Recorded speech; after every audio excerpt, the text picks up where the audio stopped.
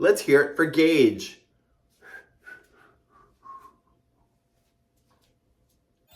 Hi, I'm Mikey from the Crochet Crowd, and thank you so much for joining our channel today. I'm here to inspire you and create magic with your crochet hook. Are you ready to play? Oh yeah, sounds good. And welcome back to the Crochet Crowd, and today is a little bit of a lesson for myself. Actually, Marley Bird inspired me to do this video. And last week I was having issues with pattern on yarn inspirations where the gauge was not matching my hands, and so I assumed that my hands kind of matched it, but sometimes, and even me, I fail to remember that not everybody's hands are the same. So your hands and my hands, the way that we manipulate the yarn and move the hook can be a different tension, which is called a gauge. I know, nothing new. Some people love doing gauges, other people don't like doing gauges. Jeannie's one of those ones that don't like gauges. I don't either. So what we have behind the scenes is a little secret that we do. I actually literally have to run another gauge, which is inspiring this video, because I just did a hat. So let me show you the hat, and you'll realize why I have to do a gauge check. It's only 8 o'clock in the morning, so give me a break. I don't wear makeup or anything like that. But anyway, so here's the hat, and I love this hat, but I was a little loose. And so when I put it on, the hat does not look like the model.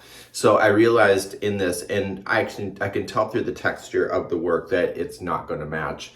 And so, yeah. So people are saying, oh, just save it and do like kind of a blossom, just pin it back and put a flower. Do you think I'm going to put a flower in this thing? You got another thing coming to you. I may be special, but I ain't that special. So what I need to do is run a gauge check for myself, but we have something else that we do behind the scenes, which you may benefit from, but it may be an eye roller for you. Like I care. Oh. So a thing that we do behind the scenes is that we continue to maintain a sheet. It's called Google Documents.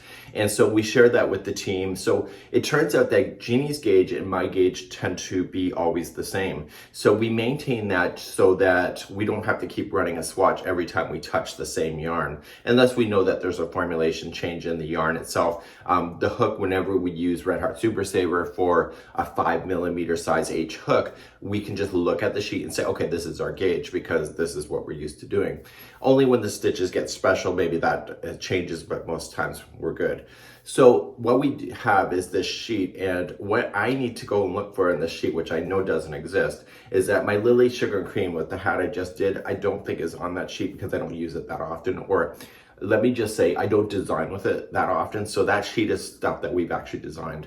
So I need to do a gauge check with what they're suggesting and actually get my proper gauge to what it is. And then I need to do another gauge swatch in order to reduce the hook to try to match that pattern.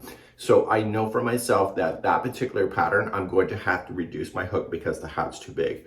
And so it's one of those items that can save you a lot of time. If you know that you think your gauge is going to be wrong, you can just keep a little sheet for yourself. Maybe you have a crochet journal. This is one of those things that will save you a lot of grief in the end, especially with wearables, hats, you know, sweaters, all of the kind of jazz.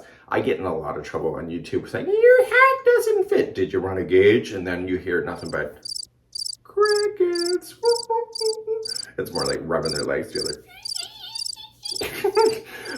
So anyway, so it's one of those things that I think is really quite handy for you. So if you keep a crochet journal, maybe a document online or something on your computer, that whenever you run a gauge, just record it. And so you'll have that for the future, and it saves us a lot of time in the end as well. So what we did is we just started this thing last year after all these years, and we went back through our designs and we pulled out all the gauges that we've done with that. So, and then as we move along, we kind of just recheck when we have to, and that is just a really helpful resource.